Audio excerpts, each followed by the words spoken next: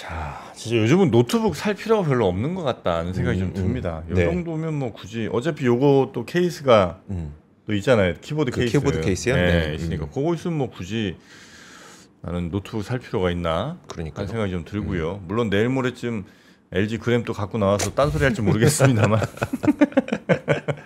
요거 보면 굳이 뭐 노트북 살 필요가 없는 것 같다. 진짜 얇아. 그리고 네. 예, 너무 좋아. 가볍고 예, 이렇게 좋다.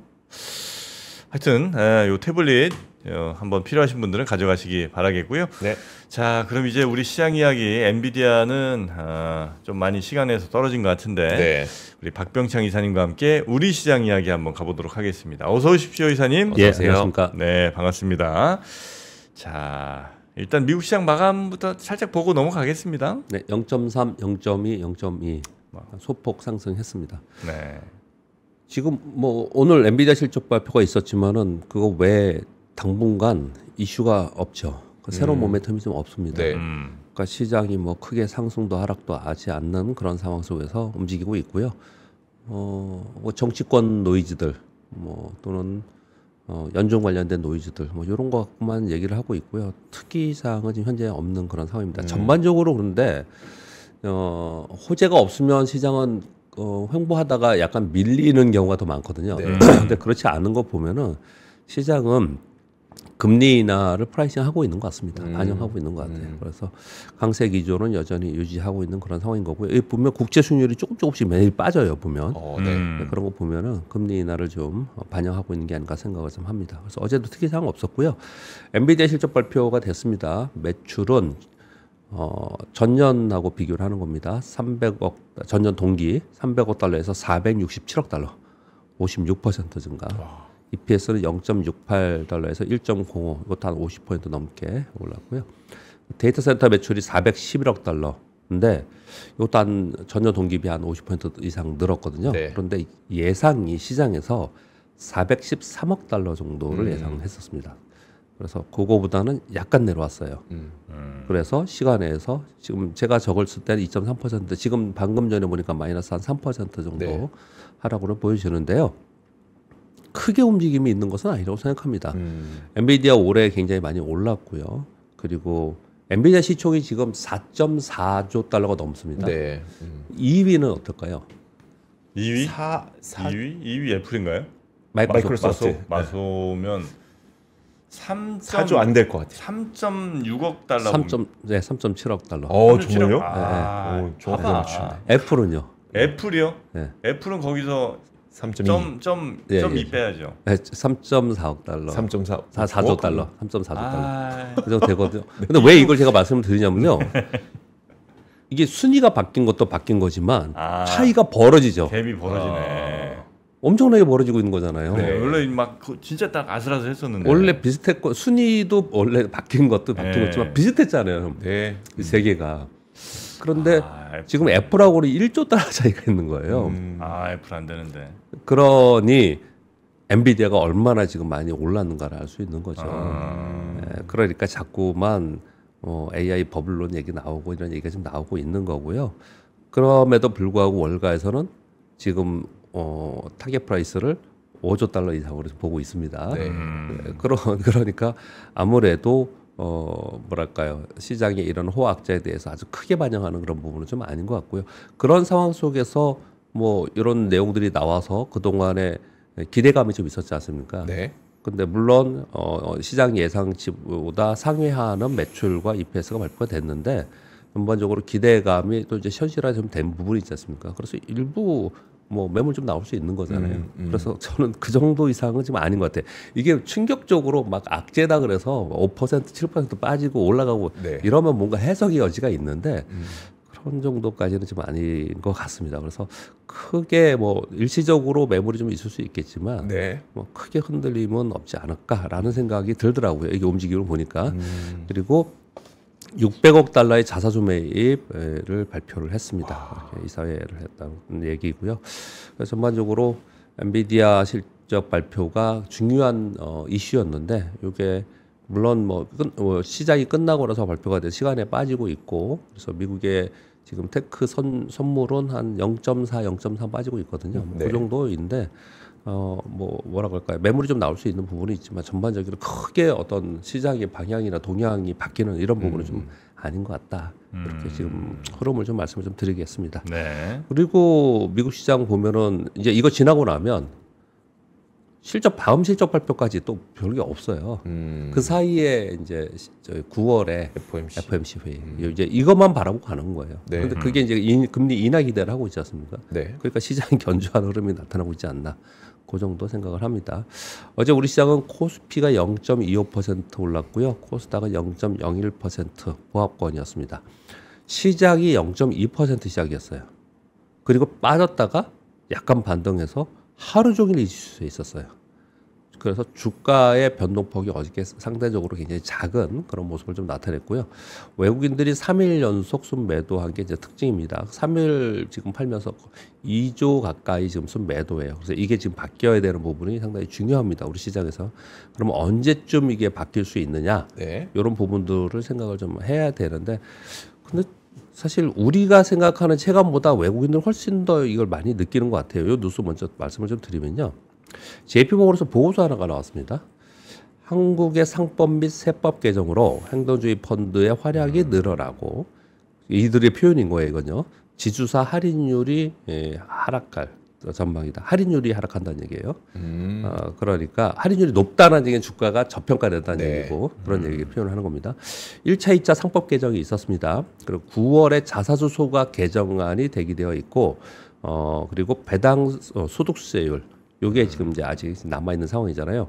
그래서 요걸 얘기를 하면서 이 보고서에서는 지난번에 1차 상법 개정 이후에 지주사들이 많이 올랐다가 지금 꽤 빠져 있거든요. 네. 그래서 이 자사주 비중이 높은 지주사 그리고 투자 매력이 있는 배당을 많이 하는 지주사들의 투자 매력이 확대되고 있다라는 보고서가 나왔어요. 이걸 보면서 지주사에 대해서 뭐 관심을 갖자 이런 것도 중요하겠지만 우리 시장에 전반적으로 볼 때 외국인들이 이런 정책에 더 굉장히 예민해 있다라는 걸 다시 한번 좀 이 보고서에서 읽을 수 있어서 네. 보고서를 먼저 말씀을 드렸습니다. 그리고 어제 전반적으로 밋밋했고 좀 약한 종목들이 더 많고 그랬는데요. 조선과 조선기자재가 제일 강했는데 조선주 중에서는 여러분 뭐 다 아시겠지만 HDD 현대중공업이 HDD 현대미포조선을 흡수 합병합니다. 1대 0.4. 현대미포조선을 100주 갖고 있으면 현대중공업 40주로 바꿔주는 겁니다. 네. 100주로 바꿔주는 거예요. 근데 시간은 꽤 있습니다. 뭐 10월 달에 매수청권이 있고 12월에 하고 아직 시간은 좀 남아 있는데요. 근데 HD 그룹에서 그 전에 한 게 있죠. 제가 그때 긍정적으로 말씀을 드렸는데 HD 현대건설기계와 HD 인프라코. 현대인프라코 네. 옛날 두산인프라코 네. 여기 합병을 그랬거든요. 그래서 둘 다 신고가를 내면서 네. 올라가고 있는 그런 상황에 있었습니다. 이것도 사실은 물론 특화된 부분이 다르긴 하지만 네. 사실 뭐 미포조선은 컨테이너나 벌커선 이쪽에 더 잘하고 네. 뭐 중공업은 뭐 잠수함이나 뭐 다른 걸 잘한다고 하지만 그렇지만 사실은 비슷한 걸 나눠져 있는 거였지 않습니까? 그래서 시장에 상당히 긍정적으로 해석을 한 것 같아요. 네. 그래서 어제 HD 현대중공업 11% 올랐고요. HD 현대미포조선 14% 올랐습니다. 근데 그 외에 얘네들이 해양 관련된 그 조선 선박 관련된 주식이 어떤 것들이 있느냐? HD 한국조선해양도 있죠. 네. HD 현대 마린엔진도 있고 이게 상장회수들이 쭉쭉쭉 있어요. 네네. 그래서 요걸 보면서 또 일단 먼저 그거 하나 하고요. 또 어제 시황에서 하나는 또 뭐냐면 실제로 조선주보다 조선 기자재가 훨씬 강합니다. 요즘에 훨씬 강해요. 왜냐면 조선주들은 이걸 반영하면서 올라왔지 않습니까? 네네. 이런 모멘텀을 반영하면서 계속 올라왔어요. 물론 조선 기자재도 따라 올라오긴 했어요. 근데 요번에 한미 정상회담 지나고 나서 투자해가지고 도쿠를 신설하고 뭘 한다, 뭐 계속 그런 거잖아요. 네. 그러니까 기자재가 훨씬 더 수혜일 가능성이 높다라는 거예요. 그래서 조선 기자재들이 최근 들어서는 훨씬 더 강합니다. 조선주보다. 그렇게 좀 차이점이 있습니다. 그래서 조선 기자재가 또 어제 강세를 보였고요. 그리고 이제 요 합병 관련해서 이제 추가적으로 좀 말씀드릴 수 있는 부분은 과거에 지금으로부터 한 20년 전에 그 전에는 이렇게 지주사 체제가 아니었어요. 그때 뭐 LG도 지주사 만들고 SK도 지주사 네. 만들고 그러니까 우리나라 대기업들이 다 지주사 전환을 했어요. 전부 다 지주사 전환을 했거든요. 그러다가 지주사 체계에서 또 뭐 여러 가지 문제점 생기고 그러면서 또 그 안에서 막 분사하고 막 그랬어요. 네. 그러다 또 합병하잖아요. 네. 그래서 이게 HD 그룹만이 아니고요. 다른 그룹들도 이 비슷비슷한 사업을 이게 뭐랄까 서로 같이 공유할 수 있는 사업을 갖고 있는 상장 회사들이 갖고 있는 애들이 꽤 있습니다. 맞아요. 네. 그래서 제가 생각하기에는 이것도 유행이 되지 않을까. 이것도 하나의 유행이 되지 않을까. 그래서 아마 이런 보고서가 나올 것 같아요. 그래서 그런 데들이 어떤 데들이 한 번쯤 점검해보는 것도 중요하다. 네. 그러니까 대기업들은 거의 대부분 그래요. 근데 SK그룹, LS그룹 뭐 대부분 다 그런 데들이 많이 있어요. LG도 그렇고요. 뭐 LG는 전기전자에 그런 데들이 많고 네. 그런 것도 하나의 팁이 될 수 있을 것 같다. 요번에 이게 힌트가 될 수 있다. 이렇게 생각을 좀 하고요. 그리고 여기 지금 안 써왔는데 또 하나 요즘에 유행인 게 뭐냐면 자사주 지금 소각 공시가 나올 수 있잖아요. 네. 저 공시 이제 제도가 바뀔 수 있지 않습니까? 그래서 이 자사주를 교환사채 EB로 바꿔서 자금 조달하는 기업들이 심심찮게 생기고 있습니다. 요즘에. 그 작년 연말부터 좀 되게 네, 많았었잖아요. 요즘에 제가 보기에는 더 빨라지는 것 같아요. 그래요? 네, 더 많이 생기는 것 같아요. 주요 기업들이 그런 게 생기는 것 같거든요. 조만간 법 근데 통과할 그게 것 같은데. 그 해석의 여지가 좀 있어요. 네. 그 이제 안 좋게 보는 쪽은 뭐냐면은 자사주는 시장에 나오지 않잖아요. 네. 시장의 총 주수를 늘리지 않잖아요. 네. 그런데 EB를 교환하면 그러면 그걸 나중에 그 교환사채를 그 자사주의 주식으로 바꿀 수 있는 거지 않습니까? 네. 교환사채니까. 그럼 결국은 총 주식수가 유통지수가 늘어나는 거라서 희석되지 않냐라고 해석하는 쪽으로 보는 시각도 좀 있거든요. 네. 그래서 요즘에 그런 게 나오면 조금 부정적으로 보는 시각도 한편으로 있는데 저는 또 한편으로 또 어떻게 해석이 되냐면 저만이 아니고 그런 보고서들을 보면요. 성장주들 있죠. 네. 성장주들이 이번 기회에 자사주를 이용해서 교환사채 발행을 하면 어떤 일이 발생이 되는 거냐면 실제로 주식수가 우리 유상증자 보면 주가 급락하잖아요. 네. 그러니까 유상증자 하듯이 총 주식수를 늘리지 않고 그리고 추가적인 비용을 들이지 않고 자금 조달을 하게 된 거예요. 네. 그래서 그 자금 조달을 했던 그 자금을 가지고 신규 라인에 공장 건설을 한다든지 신규 라인에 투입한다면 그렇다면 그거는 굉장히 좋은 현상이 아니냐라고 해석이 또 있는 거예요. 채권 발행하면 안 돼요? 네? 채권 발행? 네. 채권 발행은 채권 발행하는 거랑 자사주 이용해서 그래도 채권 발행은 부채이지 않습니까? 그건. 부채이고 이자도 줘야 되고 그렇지 않습니까? 이 자사주를 이용한 건 그렇지 않거든요. 거의 대부분. 네, 그런 부분들이 그러니까 제가 비용을 들이지 않고라고 표현을 썼지 않습니까? 그래서 그런 부분에 성장 섹터에 있는 성장 기업 예를 들어서 뭐 조선업의 중소형사가 뭐 그런 일이 벌어졌다. 네. 그럼 그걸 가지고 어떤 공장 증설 라인 증설을 한다. 근데 이런 거는 긍정적으로 좀 보는 것 같아요. 그래서 약간 다르다는 설명을 좀 드리는 거예요. 근데 그것도 지금 이제 유행이에요.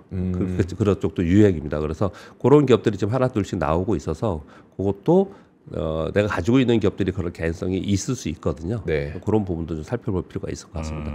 근데 이제 그 자금을 항상 증자나 아니면은 뭐 채권 발행이나 뭐 이런 거 했을 때 그 자금을 가지고 뭘 하느냐가 되게 중요해요. 그거 가지고 제일 안 좋게 시장에서 얘기하는 건 뭐냐면 운영비에 쓴다. 네. 인건비하고 관리비에 쓴다. 이런 거 있잖아요. 그런 건 시장에서 굉장히 부정적으로 해석을 하고요. 이 기업의 성장을 위해서 그 돈이 활용된다는 부분은 그래도 긍정적으로 해석을 좀 하는 편입니다. 그래서 어제 습수합병 요 내용이 있어서 이제 추가적으로 좀 다른 설명을 좀 드렸는데 이런 것들이 유행이 될 것 같아요. 왜냐면 보면은 시장에서 그동안에 이제 경험적으로 보면 어떤 큰 기업들이 어떤 행동을 하면 다른 데들도 쟤네 봐라. 쟤네 저렇게 했네.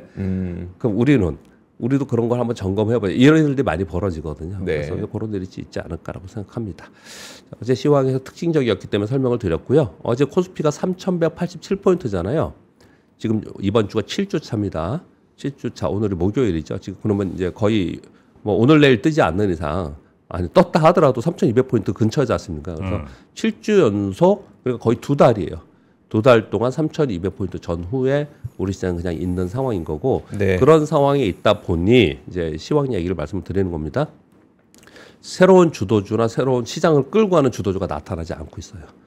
그리고 현재는 새로운 모멘텀이 지금 없어요. 그러니까 기존 주도주들이 가격 조정, 기간 조정 후에 다시 순환하면서 움직이는 현상이 나타났고요. 그래서 거기에 이제 가장 화두는 지금 현재는 조선이고 조선이 직전 고점을 돌파하면서 조선은 먼저 올라가기 시작을 했고요. 그럼 이제 조방원이잖아요. 네. 원자력하고 방사는 아직 그 밑에 좀 있는 상황이거든요. 그래서 이게 선순환이 되면 아마 또 다시 매수가 들어올 가능성도 좀 있거든요. 이런 부분 좀 생각해 볼 필요가 있을 것 같고요.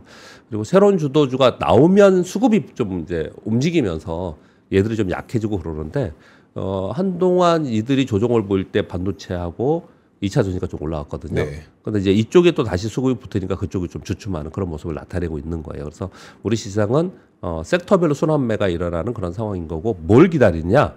이 자사주 소각하고 배당세, 분리과세, 세율 이걸 지금 기다리고 있는 상황인 건데 자사 소각에 관련돼서는 9월에 한다라고 하고 있고요. 네. 근데 세제 정책은 상당히 지금 논란들이 좀 있어요. 그래서 그 추이를 좀 봐야 될 것 같다 이렇게 보시면 될 것 같습니다. 미국 시장은 금리 인하 반영을 좀 하고 있어서 견조한 흐름이 계속 이어지고 있는 상황인 것 같습니다. 그러나 가만히 보시면 주도 종목들 제가 매일 아침에 이렇게 종목을 보여주잖아요. 얘네들이 막 3%, 4%씩 오르거나 내려가 이런 게 없어요 이제요. 얘네들 그런 게 없습니다. 그냥 견조하게 계속 있는 겁니다. 견조하게 네, 그런 흐름을 나타내고 있다라고 말씀을 드리겠습니다. 사실 어제 나온 뉴스가 아니고요. 그저께인데 그래도 이거는 우리 기억을 하고 계셔야겠죠. 제가 이걸 빠뜨려가지고 다 어제 적어왔습니다. 트럼프 대통령이 국무회의를 하면서 유가는 배럴당 $60 선까지 지금 현재 하락했고 곧 $60를 깰 것이다. 밑으로 내려간다. 네, 깰 것이다. 근데 왜 어떻게 할 거냐 이런 얘기는 하지 않았다라고 보도는 계속 나오고 있는 상황인 거고요. 우리는 석탄 발전소를 증설하고 있고 원자력 발전소를 증설하고 있다. 원자력은 이제 매우 주목받고 있고 안전하고 저렴하고 훌륭하다. 이런 얘기를 했다는 건데요. 저는 뭐 원자력이나 뭐 석탄 발전소 이거보다도 트럼프 대통령의 인식 속에는 유가는 무조건 떨어뜨리려고 지금 하고 있는 거예요. 네. 그 부분이 시황에 영향을 줍니다. 그래서 이걸 말씀을 좀 드렸고요. 두 번째 뉴스는 8월 29일부터 전에부터 이거 예고되어 있는 상황이었습니다. $800 미만의 해외 직구 면제 제도를 폐지를 이번에 이제 시행을 하는 겁니다. 네. 6개월간 15% 이거 우리 그 전체적으로 국가별 관세 매긴 겁니다. 그리고 품목별로 종량세를 따로 병행해서 적용을 하다가 6개월 이후에는 원산지 국가에 적용되는 관세율을 적용해서 하겠다 이렇게 얘기를 하는 겁니다. 그러니까 $800 미만도 그거 관세를 적용한다는 거예요. 그래서 직접적으로 지금 뭐랄까 이걸 지금 대처를 해야 되는 기업들이 있지 않습니까? 네. 우리나라에 지금 미국에 가 있는 데가 아모레몰도 가 있고요. 올리브영 당연히 가 있고 그리고 컬리도 그쪽에 지금 하고 있고 무진사도 그쪽에 하고 있고 미국이 진출을 되게 많이 하고 있어요 요즘에요. 예, 그리고 진마켓도 그쪽에 있는 거고요. 그러니까 여기들은 어떻게 해야 돼? 역직구 우리나라 거서 가져가서 하는 거잖아요. 네. 그러니까 지금 올리브영은 실제로 발표를 했습니다. 27일 오전 11시 주문부터 주문된 물량에는 가격의 15% 관세를 반영해서 결제를 한다는 거예요. 그러면 어떤 일이 벌어질까요? 가격이 올랐으니까 네. 소비가 좀 줄 수 있잖아요. 네. 그래서 일단 초기 충격 완화를 위해서 세일을 진행한다고 합니다. 일단은 그렇게 한다고 해요. 세일은 하되 대신 가격에 플러스 15%는 관세 적용해서 계산되고. 예. 네. 예. 그래서 이제 그거를 이제 상충시키려고 하는데 이게 언제까지 그럴 수가 있어요. 그건 좀 어렵지 않습니까? 일단 그 밑에 이런 말을 써왔는데요. 미국의 역직구 시장은 올해 상반기에 2,838억인데 전년비 34% 증가했다고 계속 증가하고 있는 상황입니다. 이거요. 그리고 중국, 일본에 이어서 3위예요. 품목은 1위가 당연히 뷰티였겠죠. 네. 2위가 의류 패션, 3위가 음식료예요. 음식료인데 이런 부분에서 걱정스럽지 않습니까? 그래서 이제 이쪽 전문가들의 의견은 뭐냐면 이렇게 두 가지를 얘기합니다. 단기적으로 소비가 좀 줄 거, 그러니까 수요가 줄어드는 부분은 그럴 수 있을 것 같다. 그러나 조금 더 중장기적으로 볼 때 첫 번째 여기 지금 이렇게 써 있지 않습니까? 이후에는 원산지 국가에 적용되는 관세율을 적용한다는 거잖아요. 네. 그러니까 같은 화장품을 중국 거 들어가고 프랑스 거 들어가고 우리 거 들어가고 하면 우리가 다른 국가에 비해서 관세율이 훨씬 높다 그러면 불리한 거잖아요. 네. 근데 그렇지 않거나 유리한 상황이지 않겠냐. 요걸 첫 번째 얘기해서 상대적 경쟁력이 좀 있는 부분이 있다. 이렇게 얘기를 좀 하고 있는 거고요. 그래서 이제 여기 상대적 경쟁력이 대부분 중국이에요. 네. 중국. 그런 얘기를 좀 하고 있고요. 또 하나는 제품이 좋으면 이건 뭐 영원한 숙제예요. 당연한 거예요. 제품이 좋아서 가격이 좀 올라가도 수요가 계속 있을 수 있는 제품 차별성을 우리는 갖고 있지 않냐. 네. 이렇게 얘기를 하지만 당장은 걱정스럽겠죠. 이 부분이요. 근데 이거 우리가 한동안 우리 음식료도 그렇고 뷰티도 그렇고 이게 이제 미국 진출을 이제 미국의 생산 라인이나 물류 막 이런 거 만들고 막 그랬었거든요. 네. 근데 요 부분이 좀 요번에 아마도 소비가 좀 줄 수 있지 않냐라는 걸 좀 감안해야 되지 않을까 이런 이제 보도들이에요. 요즘 참 어렵죠. 진짜. 그렇죠. 네. 이거 근데 제일 타격받는 데 중국이죠. 네.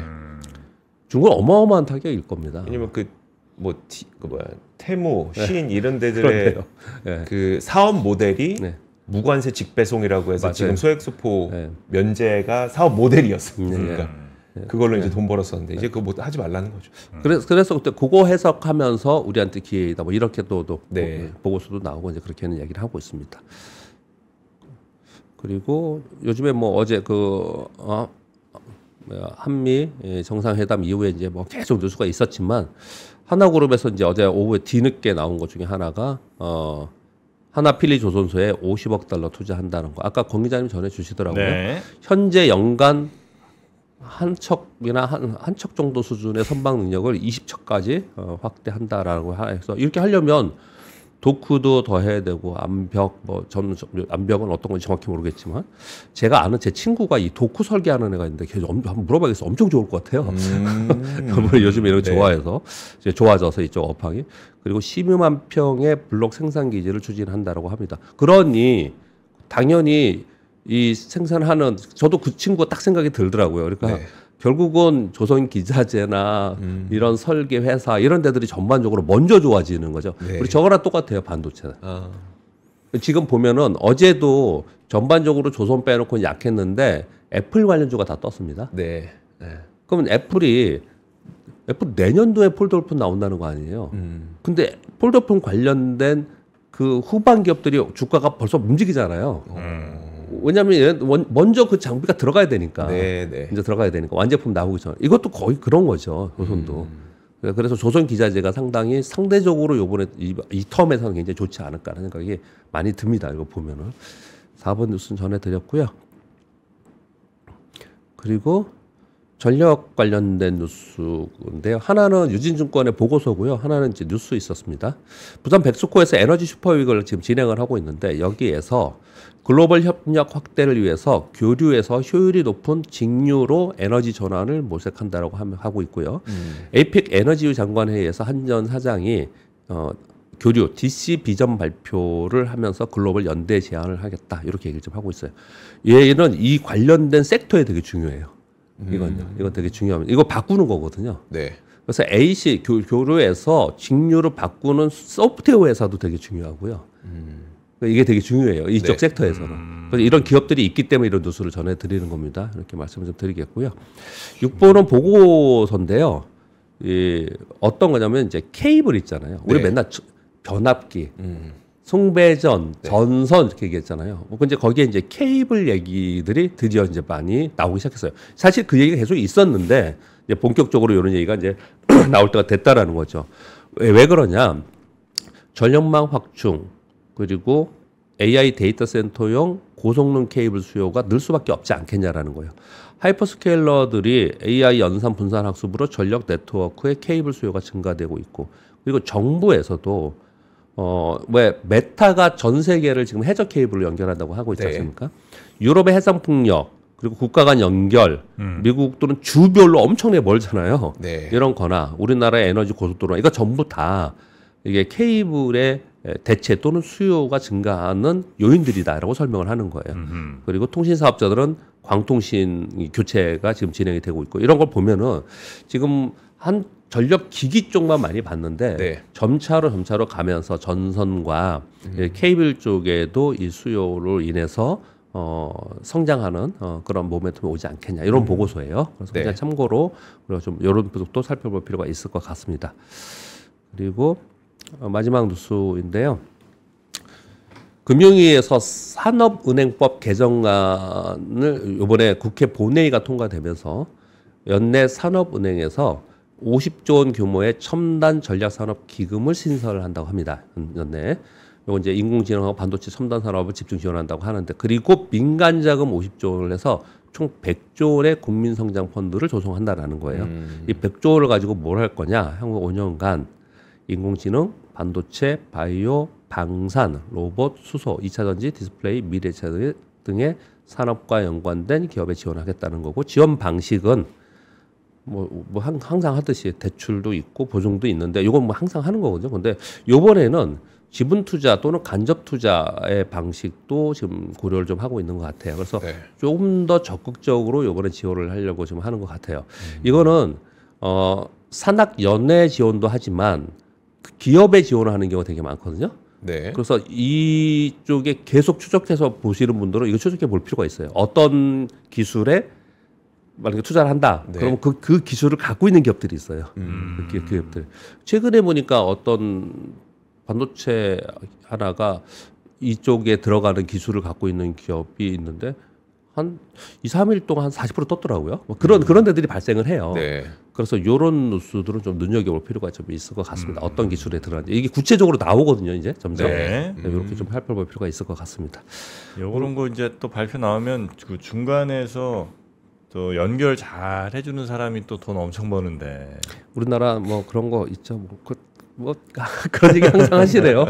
근데 우리나라 그런 게 그렇다고 뭐 다 그랬으니까 옛날에 그랬으니까 지금 그렇다 하면 안 되죠. 변화돼야죠. 네, 네, 변화돼야 네. 되는데 어떤 정책이 나오면 그 정책의 중간중간에 뭐 이것만이 아니고 기술만이 아니고 예를 들어서 뭐 저런 데 있잖아. 학교. 네.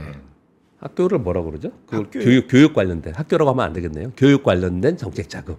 뭐 농어촌 정책 자금 이런 거 있잖아요. 네. 그런 거 있으면은 중간에 그 안에서 그 정책을 이용해서 어떻든 뭐 이익을 추구하는 것들은 꼭 있죠. 네. 그렇죠?